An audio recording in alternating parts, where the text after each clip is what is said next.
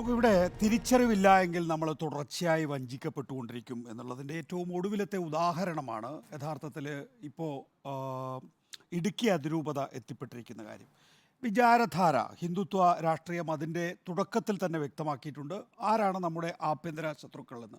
അതിൽ ഒന്ന് ക്രിസ്ത്യൻ ജനവിഭാഗമാണ് എന്നുള്ളത് നമ്മൾ മനസ്സിലാക്കിയിട്ടുള്ള കാര്യമാണ്. എന്താണ് ക്രിസ്ത്യൻ മതന്യൂനപക്ഷം പ്രത്യേകിച്ച് 2014 മുതൽ നേരിടുന്നത് എന്നുള്ള തിരിച്ചറിവില്ലായ്മയാണോ എന്ന് ചോദിച്ചാൽ അതൊരു പക്ഷേ ആ സഭ തന്നെയാണ് അതിന് ഉത്തരം പറയേണ്ടത്. ഇപ്പോൾ ഇടുക്കി രൂപത പറയുന്നു ഈ ലവ് ജിഹാദ് ഉണ്ട് എന്ന് പറയുന്നു, കണ്ണൂർ രൂപത പറയുന്നു ലവ് ജിഹാദ് ഇല്ല എന്ന് പറയുന്നു, പാലാ രൂപത പറയുന്നു നർക്കോട്ടിക് ജിഹാദ് ഉണ്ട് എന്ന് പറയുന്നു. എന്നാൽ എന്താ യഥാർത്ഥത്തിൽ നമുക്കറിയാവുന്നതുപോലെ ഈ കേരള സ്റ്റോറി എന്ന് പറയുന്ന സിനിമ സ്നേഹം നടിച്ച് ചതിക്കുഴിയിൽ പെടുത്തുന്നതിനെ പറ്റിയുള്ള സിനിമയേ അല്ല.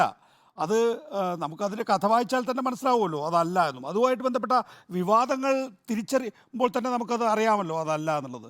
ലവ് ജിഹാദ് എന്ന് പറയുന്ന ഒരു സംഭവമുണ്ട് എന്നും അതിൽ മുസ്ലിം സമുദായത്തിൽപ്പെട്ട തീവ്രവാദികളായിട്ടുള്ള ആളുകൾ ഇതര സമുദായക്കാരെ വിവാഹമടക്കമുള്ള ചതിക്കുഴികളിൽപ്പെടുത്തി ഈ ഇസ്ലാമിക് ഫൈറ്റിൽ ചേർക്കുന്നു എന്നുള്ളതാണ് ആക്ഷേപം.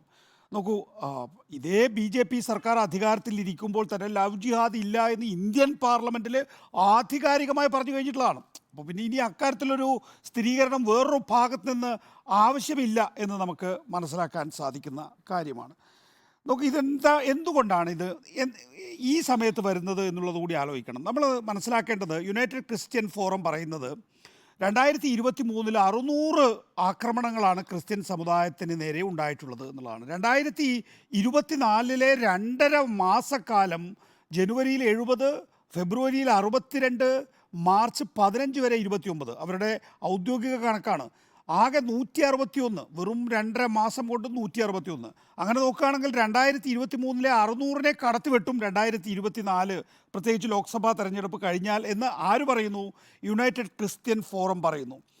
ഈയിടെയാണ് Catholic Bishop Conference of India ഒരു 10 വർഷത്തെ ക്യുമുലേറ്റീവ് സ്ട്രെയിനിൻ്റെ അടിസ്ഥാനത്തിൽ എങ്ങനെയാണ് അവരുടെ വിദ്യാഭ്യാസ സ്ഥാപനങ്ങൾ ഓപ്പറേറ്റ് ചെയ്യേണ്ടത് എന്നത് സംബന്ധിച്ചൊരു കോംപ്രിഹെൻസീവായിട്ടുള്ള ഗൈഡ് ലൈൻ നൽകിയിട്ടുള്ളത്. 13 പേജുള്ള ആ ഗൈഡ് ലൈനിൽ 3591 വാക്കുകളാണുള്ളത്. ആ 3591 വാക്കുകൾ എന്തൊക്കെയാണ് പറയുന്നത്? ഒരു ക്രിസ്ത്യൻ വിദ്യാലയം എങ്ങനെയാണ് അതിൻ്റെ മുഖാവരണം നിലനിർത്തേണ്ടത് എന്നുള്ളതാണ്. അതായത് ഏതെങ്കിലും തരത്തിൽ നമുക്കറിയാവുന്നതുപോലെ 150 വർഷക്കാലമായി പ്രവർത്തിക്കുന്ന ഈ ക്രിസ്ത്യൻ വിദ്യാലയങ്ങളൊന്നും തന്നെയും ക്രിസ്ത്യാനിറ്റി അടിച്ചേൽപ്പിച്ചിട്ടില്ല. അത് അവിടെ പഠിച്ച എല്ലാവർക്കും അറിയാവുന്നതാണ്. പക്ഷേ അത് ഹിന്ദുത്വ ഫോഴ്സിനെ ബോധ്യപ്പെടുത്തുന്നതിന് വേണ്ടി എന്ത് ചെയ്യാൻ സാധിക്കും എന്നുള്ളതാണ്. നമുക്കറിയാവുന്നതുപോലെ കത്തോലിക് ചർച്ച് 14,000 സ്കൂളുകൾ നടത്തുന്നുണ്ട്. കാത്തലിക് ചർച്ച് 650 കോളേജുകൾ നടത്തുന്നുണ്ട്. 7 യൂണിവേഴ്സിറ്റികൾ, 5 മെഡിക്കൽ കോളേജുകൾ, 450 ടെക്നിക്കൽ വൊക്കേഷണൽ ഇൻസ്റ്റിറ്റ്യൂട്ടുകൾ നടത്തുന്നുണ്ട്.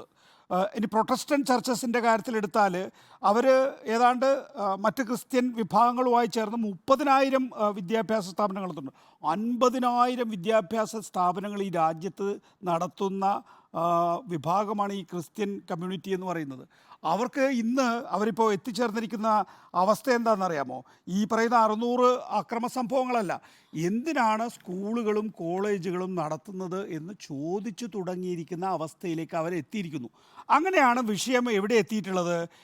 കാത്തലിക് ബിഷപ്പ് കോൺഫറൻസ് ഓഫ് ഇന്ത്യയുടെ CBCIയുടെ മുമ്പാകെ എത്തിയിട്ടുള്ളത്. അപ്പോഴാണ് CBCI പറയുന്നത് നിങ്ങൾക്ക് പ്രവർത്തിക്കാൻ കഴിയുന്ന വിധത്തിലുള്ള ഒരു കോംപ്രിഹെൻസീവ് ഗൈഡ് ലൈൻ ഞങ്ങൾ തരാം. അതിൻ്റെ അടിസ്ഥാനത്തിലാണ് ഭരണഘടനയുടെ ആമുഖം എല്ലാ വിദ്യാഭ്യാസ സ്ഥാപനങ്ങളിലും പ്രദർശിപ്പിക്കണം എന്ന് ആവശ്യപ്പെട്ടിരിക്കുന്നത്. അപ്പോൾ ഒരു വിദ്യാഭ്യാസ സ്ഥാപനം ഇപ്പോൾ മംഗലാപുരം കഴിഞ്ഞാൽ, ഇപ്പോൾ നമ്മൾ ട്രെയിനിലേക്ക് കയറുന്നു, മംഗലാപുരം കഴിഞ്ഞാൽ ഒരു പള്ളിയിൽ അച്ഛനെ സംബന്ധിച്ചിടത്തോളം, ഒരു കന്യാസ്ത്രീയെ സംബന്ധിച്ചിടത്തോളം അവരുടെ ലോഹ ഇട്ടിട്ടോ അല്ലെങ്കിൽ ഒരു കന്യാസ്ത്രീയുടെ വേഷം ഇട്ടിട്ടോ അവർക്ക് മംഗലാപുരം കിടക്കാൻ കഴിയില്ല ട്രെയിനിൽ.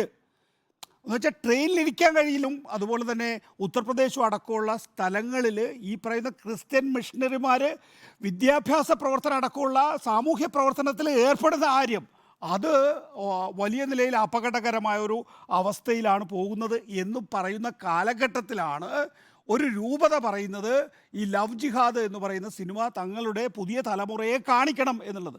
അപ്പോൾ എന്താ ലവ് ജിഹാദ്, ആ ലവ് ജിഹാദ് എന്ന് പറയുന്ന കാര്യത്തെക്കുറിച്ചുള്ള ഔദ്യോഗിക സ്ഥിരീകരണം എന്താണ്, അതേക്കുറിച്ച് മറ്റ് രൂപതകളുടെ അഭിപ്രായം എന്താണ്, യഥാർത്ഥത്തിൽ ആ പറയുന്ന ഒരു കാഴ്ചപ്പാട് എന്തിനു വേണ്ടിയിട്ടാണ് നമ്മുടെ സമൂഹത്തിന് അപരവൽക്കരണമാണ് നമ്മൾ കഴിഞ്ഞ ദിവസം ചർച്ച ചെയ്ത് കഴിഞ്ഞിരിക്കുന്നു.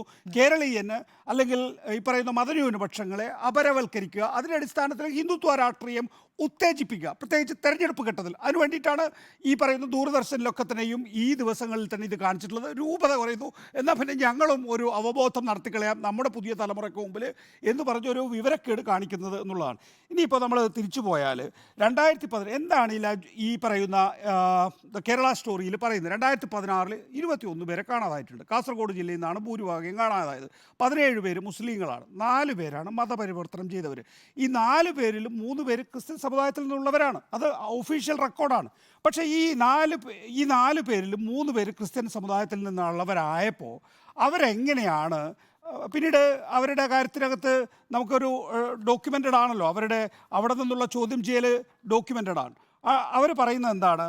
അവർ പറയുന്നത് 2019 അവസാന കാലത്ത് 1400 IS ഫൈറ്റർമാർ അഫ്ഗാനിസ്ഥാനിൽ കീഴടങ്ങുന്നു. അതിൽ 4 മലയാളി പെൺകുട്ടികളുണ്ട്, ഈ പറയുന്ന 3 പേരും അതിനകത്തുണ്ട്. അവർ ഹൈലി റാഡിക്കലൈസ്ഡ് ആണ്, അവർക്ക് യാതൊരു ഖേദവും ഇല്ല. അവർ പറയുന്നത് എന്താണെന്നറിയാമോ? ഖലീഫത്ത് വളരെ നന്നായി ജീവിച്ചിരിക്കുന്നു എന്നാണ്. അവരുടെ ഒരു ആ മേഖലയിൽ സ്ലോട്ടറിങ്, മനുഷ്യനെ കൊല്ലുന്നത് പ്രതീക്ഷിച്ചതിൽ കൂടുതലായി പോയതുകൊണ്ടും ആ വയലൻസ് ഇസ്ലാമിക് ലൈഫിൽ സാധാരണഗതിയിൽ ഉണ്ടാകുന്ന വയലൻസിൻ്റെ അപ്പുറത്തേക്ക് വയലൻസ് ഉണ്ടായതുകൊണ്ട് മാത്രമാണ് തങ്ങൾ കീഴടങ്ങിയിട്ടുള്ളത് എന്നുള്ളതാണ്. അപ്പോൾ ഈ പോയിട്ടുള്ള ആളുകൾ ഏത് സമൂഹത്തിൽ നിന്നതുപോലെ നമ്മുടെ സമൂഹത്തിൽ നിന്നും പോയിട്ടുള്ള ഈ ആളുകളെല്ലാം തന്നെയും അങ്ങനെ റാഡിക്കലൈസ്ഡ് ആയിട്ട് പോയിട്ടുള്ളവരാണ്. അവരെ ഒന്നും തന്നെയും യഥാർത്ഥത്തിൽ പിന്നീട് ഈ പറയുന്ന അഫ്ഗാനിസ്ഥാനിൽ അവർ കീഴടങ്ങിയ ഘട്ടത്തിൽ പോലും തിരുത്താൻ കഴിഞ്ഞിട്ടില്ല. ഈ രാജ്യത്തിന് അവരെ തിരിച്ച് കൊണ്ടുവരാൻ പോലും കഴിയാത്ത വിധത്തിൽ അവർ റാഡിക്കലൈസ്ഡായി തുടരുന്നു. നമ്മുടെ അടുത്തേക്ക് അങ്ങനെയുള്ള അപേക്ഷകൾ ഉണ്ടായിട്ടുണ്ട്. പോയവരെല്ലാം തന്നെയും തിരിച്ചു വരണമെന്ന് ആഗ്രഹം പഠിപ്പിച്ചിട്ടുണ്ട്. രാജ്യം നോക്കിയപ്പോൾ അവരുടെ അഫ്ഗാനിസ്ഥാനിലെ അവരുടെ മൊഴി അനുസരിച്ച് അവരെ തിരിച്ചു കൊണ്ടുവരാൻ കഴിയാത്ത വിധത്തിൽ അവർക്ക് ഇപ്പോഴും ഈ പറയുന്ന ചിന്താഗതികൾ, തീവ്രവാദ ചിന്താഗതികൾ, രാജ്യവിരുദ്ധ ചിന്താഗതികൾ ഉണ്ട് എന്ന് തിരിച്ചറിഞ്ഞവരാണ്. അപ്പം അങ്ങനെ ഉണ്ടാകുന്ന ഒരു സമൂഹത്തെ നമുക്ക് തിരുത്താൻ കഴിയില്ല. പക്ഷേ ഇവിടെ അതിനെ ഒരു സാമാന്യവൽക്കരിച്ചുകൊണ്ട് ഒരു രൂപത അത്തരം സംഭവമുണ്ട് എന്ന് എൻഡോഴ്സ് ചെയ്തുകൊണ്ട് ഹിന്ദുത്വ ഫോഴ്സ് എങ്ങനെയാണോ അപരവൽക്കരണത്തിന്, അന്യമത വിദ്വേഷത്തിന് ശ്രമിക്കുന്നത്, സമാനമായ വിധത്തിൽ ഏത് വിഭാഗമാണോ ആക്രമണത്തിന് വിധേയമാകുന്നത് ആ ആക്രമണത്തിന് വിധേയമാകുന്ന ആളുകൾ തന്നെ ഈ പറയുന്ന അന്യമത വിരോധവും അപരവൽക്കരണവും സാധൂകരിച്ചുകൊണ്ട് ആ സിനിമ പ്രദർശിപ്പിക്കുന്നത് വിവരക്കേടാണ്. സഭ ചെയ്യാമോ എന്നല്ല, വിവരക്കേടാണ്. ശരി.